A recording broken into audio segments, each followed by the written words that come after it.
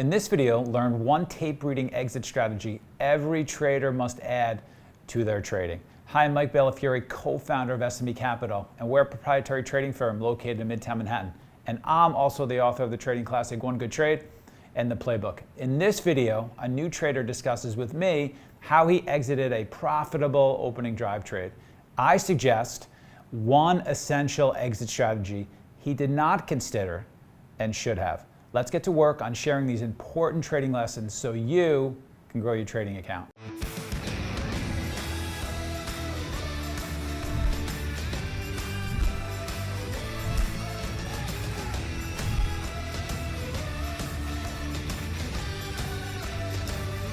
So I'm going to be going over an opening drive short. I was taking in Nike last week after they released earnings.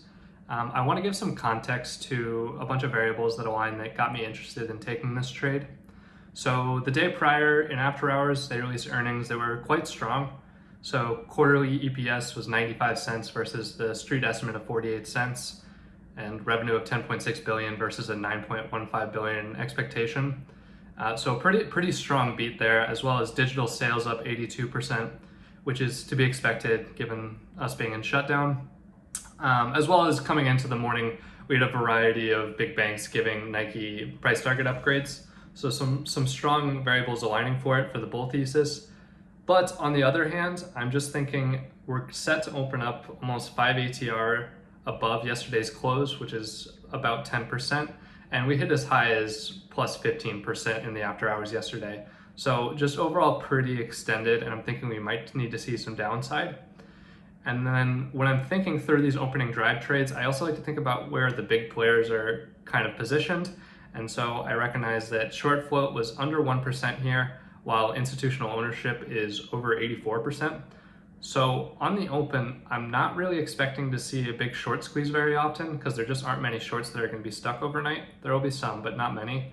Whereas there's going to be a lot of institutional investors and big players that position themselves long in Nike heading into earnings, trying to get this gap up that they just got, which is very significant, and they're probably going to want to take some profits. So I expect there to be a bigger supply than demand on the open in Nike here. And so coming into the open in pre-market, me and all the guys in my trading class, we were all kind of game planning this together and figuring out various ways we could approach this based on how it reacts off the open.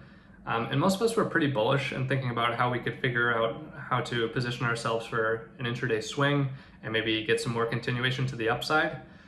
But in the last couple hours of pre-market, we saw this fading action. We've been trading in a tight channel between 131 and 133 for quite a long time. Yeah, and Graham, if I can just jump in here quickly.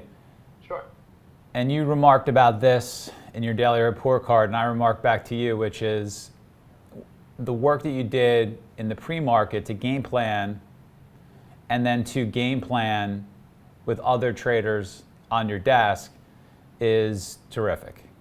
And that is something I highly encourage you to keep doing, particularly since it led to success. Absolutely. And I have to give a shout out to Tim in the pre-market. He noted that DKS and Piton, two somewhat similar stocks that had similarly very strong earnings and gapped up very high after hours and into the pre-market, but then just sold off aggressively on the open, and that was within a very recent time period. So having that context and recognizing that maybe this market environment is selling off these large gaps gave me a little bit of extra conviction for the short. Given the fact that we broke down from this 131 to 133 channel and volume was starting to dry up and it was looking weaker and weaker, I was looking for the short just on momentum. Again, these are strong changing fundamentals, strong earnings news, but we should see some relief on the open was my thesis. And so coming into the open, looking ready to take this trade, I'm looking at this 128 to 126 as a potential area of interest where we got some consolidation before breaking out higher in the after hours. So when I'm putting on this opening drive, my first profit target area is going to be this 128 area, and then maybe see if I can take some lower towards 127 or 126. Do you think when you're looking at your pre-market chart that the stock is starting to roll over just a touch? Absolutely. Yeah, and so I'll scooch forward a little bit here. So like I said, this 131 to 133 level was really the tight channel. And so in the last 30 minutes of pre-market, it kind of shows its hand here as it rolls down steeper than it has before. tries to spike up on volume, but immediately fades that spike up.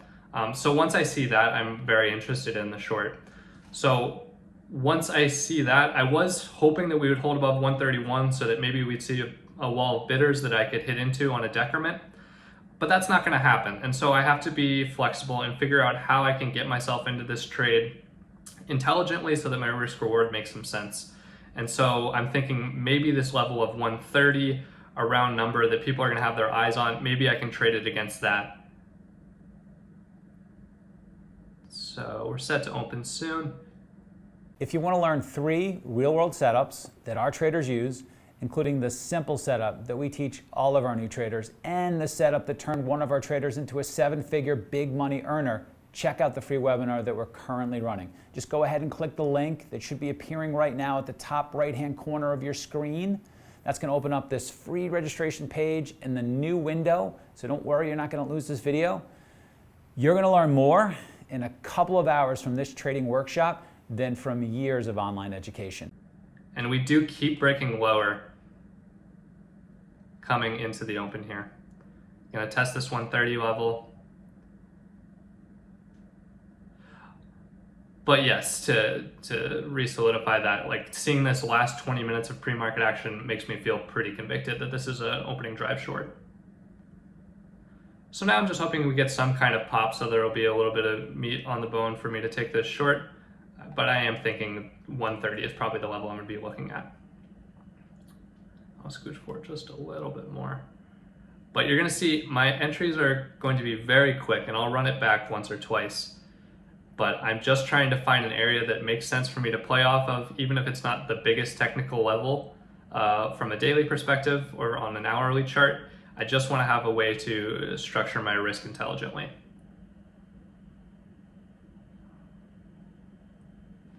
So I'm in very quickly. We're open now. Do a bit of selling. No real bids. This is our biggest wall of bidders since the open. Haven't had anything, and again, I think if this drops out, it's going to drop out very quickly, especially given this last 20 minutes of pre-market, so I have to be able to be reactionary and hit in quickly as well. So I hit in at 130, and the idea for this is if bids reclaim 130, I'm happy to take this out as a loss, and if 130 didn't hit out immediately, again, I'm willing to pay the spread and just take that loss. But I think if this drops out, it could drop out pretty far. And Graham, are you looking to see that the offers are 130.20 and identifying that as your potential risk? Yeah, exactly. So the spread isn't incredibly tight, but it's not anything too crazy. So I'm recognizing I'm at least going to have to pay 20 cents of risk if I'm wrong. Sure, you're looking at the offers and you're seeing where you can get out if you're wrong, and it looks like there's some nice offers there at 130.20, and that helps you to identify potential risk. Yeah, and 20 cents is perfectly reasonable in my opinion for this kind of setup. If we're in one of these stocks where it opens up to a point and a half on the spread, it's going to be a different story and I'll probably be hands off, but I'm willing to pay 20 cents if I'm wrong. So now I'm just hoping to see this continue, and it pretty quickly begins working in my favor. Yeah, just quickly, I like the way you're thinking through that. If that's going to work, when you hit that at 130, the way that this trade will work for you over time is if it starts to work for you right away. So what you need to see are the bids dropping, the bids dropping, the bids dropping very, very quickly. And so if you hit that 130 and you didn't just see it go down really quickly, based on your thesis and what you were planning to do, that really is a get out as quick as you can. If you can get out on the bid, great. If you have to pay the offer, okay. But the trade is, the opening drive play is, hit it, and the damn bids ought to drop. And this thing ought to go down really fast, and that's your trade. And if you're not seeing that, then get out of it. And you've set up a pretty good trade here, and this does have a pretty good likelihood that it can go down for you pretty quickly. But you can't hit it, and if it doesn't go down right away, kind of freeze and start thinking and analyzing and asking yourself questions as to, well, maybe it's not ready to go down yet, or maybe it's going to take a little bit more time to develop. It's not a swing trade. It's a opening drive scalp, and that looks a certain way. That has certain characteristics. In that trade, you hit it and it goes down immediately. That's the trade. Okay, for those of you looking for a more academic explanation of what you want to look for in a trade, or for those of you who want to make swing trades, not for you right here. And that's fine, okay? But the trade we're describing is a very effective trade, particularly the way that you've looked at it. You can make really good money very quickly on this trade. It is a very legitimate intraday strategy. And so good for you to measure whether or not you can make it work for you. Absolutely. And I'll even say I'm not a good scalper, but this is one of the very few scalping momentum trades that I think I do quite well and have edge in. So we'll let this continue. Interested to see how quickly this can really go. But again, my profit target really was 128. It's a little less than an ATR from the open, seeing if I can capture that. So while this is a bit uncomfortable, I put my first bids out, and I believe this is at like 128.28. Even if I'm wrong on this, again, I'm going to be paying very little for this loss, so I want to give it time to work.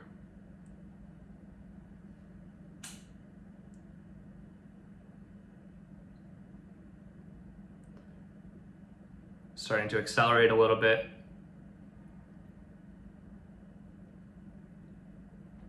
Now, pretty quickly under 129 now. Yeah, and you'll see the stock never really threatens to go back up towards where you entered. Never really threatens to go up towards 130. Never rebids 130. Never comes up even anywhere near 130. Exactly. And so what we see in this trade for a lot of it is, especially here, this 128.50 to 128.30-ish area is giving it some issues. And I'm just recognizing that this is just a momentum trade. So if I see an area really stalling, I'm going to want to consider getting out some of my shares. And I actually do get out half of my position here, given that this is the first time we've seen momentum really stall like this. And with these momentum trades, there's at least a reasonable likelihood that we could rubber band and head back to 130 and actually put in a trend day. Maybe I'm being a little bit of scared money there, but I also just know that those shares that I took off there, I had just about 25 cents lower. So I don't know if it's worth fighting for those shares, for those 25 cents on those shares. Yeah, it's not on this type of trade. If it's a different trade, maybe, but not on this trade. Agreed. And so I'm still sitting on the second half of my position here, and I believe my price target was something like 127.25, and that might just be a little bit too ambitious. And this is a mistake I make here in this trade. We get below 128, and I'm feeling good about it, but we really struggle to hold below it, and we do it one or two more times before the trade is over. And once I see 128, which I recognize is really the key support level from the after hours. Yeah, and I think, Graham, if I can jump in, when you watch tape enough and you watch the way that got below 128 and you saw how steep it was, you know, when I'm watching that tape with you right here, I'm getting an uneasy feeling in my stomach that there's a trade decision here because it's just too steep. And now the risk is switching over that you're going to get back too much open profit. But I think when you start to watch tape over and over again, you'll start to be able to take off drops that are too steep and recognize what that looks like and just take it off. Absolutely. Definitely a big area of improvement for me. And that's really the main lesson I was taking away from this trade. Get below 128 again, put in a spike low, and this is something that's a pretty big bullish indicator for me in a lot of my trades. We spiked there below to 127.50, and we're pretty quickly gonna reclaim 128.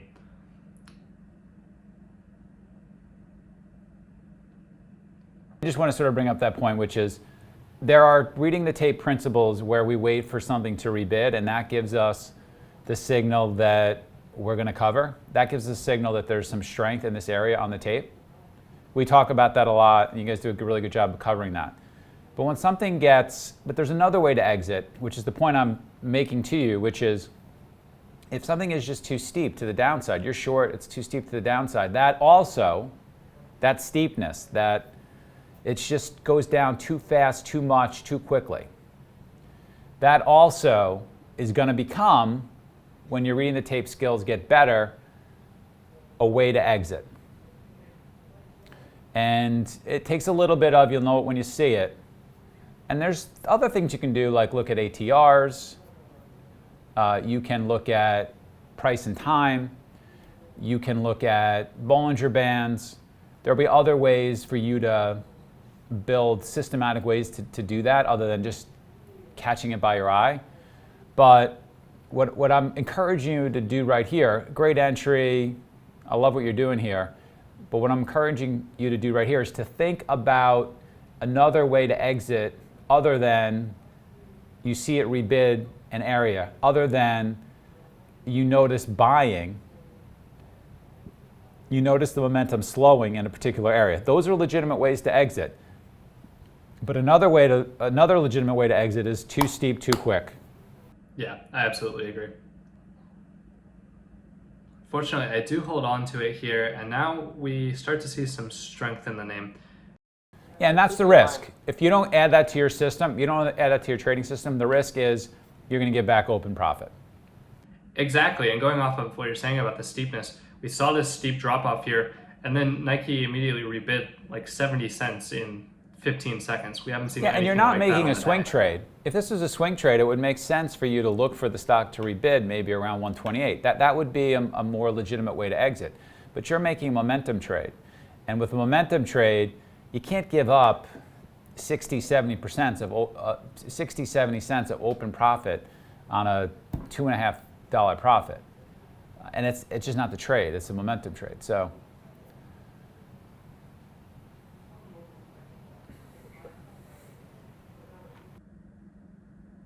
And so what we'll see here is that Nike actually does kind of present an opportunity for another re-entry, but I'm not in a position where I feel like I can re-add to my position. Instead, I am stuck with these shares here where I know that I've given back a lot of open profit. And and I don't like the re-add on that play at all. And the reason I don't is because the earnings were really good and was gapping up. A very common thing that happens in stocks like this, particularly in a strong market, is that on the open, as you identified, there's some profit taking. And the stock goes down a little bit, and it looks really weak right away in the open. But then there are people that want to continue buying this, and they step in at these lower prices and start buying it up. And it's a very common pattern can be the thing goes down 2.5, 3 points right on the open. They buy it all the way back up to the opening price. And then it, as you said, trends higher for the rest of the day.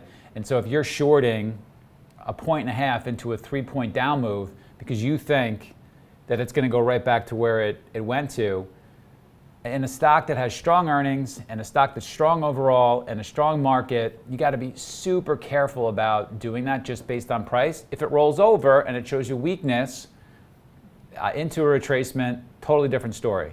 But just shorting on pops on price with this setup, I'm not doing very often. I guess I should clarify, I don't like shorting here either. I don't think the risk reward is nearly good enough, and I think the good old-fashioned dip and rip like you were talking about happens too often. But we'll see here that 130 rejects. And we just spent some time stalling here.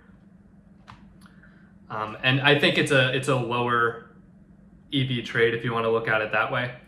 But it does perhaps offer an opportunity. I am interested to hear your thoughts on it though. Again, we see this pullback here. If you see it and you see something, if you see the turn, that's the language we use. If you see the turn after a pop, I think that's a different trade than shorting the pop in a strong stock like Nike. I wouldn't want to short the pop in a strong stock. I would short the turn for a scalp. Agreed. So we'll see, we've just been trading in this little range here, showing some resistance around 129.50, and we try to take out 129 or 130. Try it, can't get above, pull back. And once I see that steep of a rejection, if I can get 129.60, I think I would be happy with that trading against 130, at least as an idea. That was my only thought on that. but it was rather quick. And we do end up falling back here, and I switch my bid around here. I don't think 127s are really on the table. At least I don't think the win rate is going to be large enough, and I think I'm better suited trying to take my profits down here, and I believe I place a bid out for 128.11. So adjusting my stop because I know that this is an area of contention, and I know it's an area where a bunch of value buyers seem to be stepping up. Yeah, and I'll just ask you to think about whether or not you should be out by now. Whether or not you really do need to sit through that up move, that retracement, whether or not that's really good for this type of system. And I know you're down to, maybe half of a tier, maybe a quarter of a tier, but do you need to be sitting through this retracement after you made a good trade? Agreed. And I was on audio chat, and I was even talking to the guy saying, like, I do eventually get out of this trade pretty soon here, but I can't help but feel like I got lucky on this second half of the position. Yeah, I think that's a good thought. I think that's probably right. So get out right there at 128.11, and I'm out of the trade. And I already knew coming into the open, if something like this were to happen, I'm really not interested in watching it any further unless it reclaims 130 and maybe gets it back above 133, because I think this is just going to be very choppy. There's a lot of eyes on it, and there's a long way to go before we get to the important inflection levels. So I look away fairly soon here. But I can zoom forward a little bit to end up moving around, spiking below 127.50 again, but again rebidding, and then we're right back into the zone. And we end up chopping around pretty much for the rest of the day. They're just taking out the weekend longs there below 128. Agreed. So that was the entirety of the trade. Looking back at this trade, you did a great job game planning. You did a great job game planning with others. You did a terrific job finding a price, a level that you could trade off of that would be significant, that gives you the go signal for your opening drive play. You did a really nice job thinking through the potential trade in terms of the thesis of profit taking in this particular name. You did a really, really nice job controlling your risk overall for this trade. Hey, we're going to hit some of these trades at 130, and they're not all going to work out. And all we're really trying to do is, as you said, have EV on a particular trade. In this trade, from 130, there's 2.5 points of downside, maybe 2 points of downside in reality for 20 cents of risk. You don't have to be right that often to make that trade work. And in this case, it was a high probability trade the way you thought through it. You did a nice job of taking partial profits and then leaving a little bit for further decisions. And I thought you did a nice job not making this into a mess by shorting this thing at some bad prices after it popped. But I do think overall, a huge takeaway that you might see from this is taking profits on steep declines. And I do think you should take away clarification of when you're going to short pops in something like this and when you're going to insist on shorting rollovers in something like this. But overall, really solid. Hey, go ahead and click our subscribe button so you don't miss any of the videos that we're producing for you in the trading community. And please take the time to add your feedback in the comments section for what videos you'd like for us to produce next and what you found helpful from this video. From all of us at S&B, train and trade well.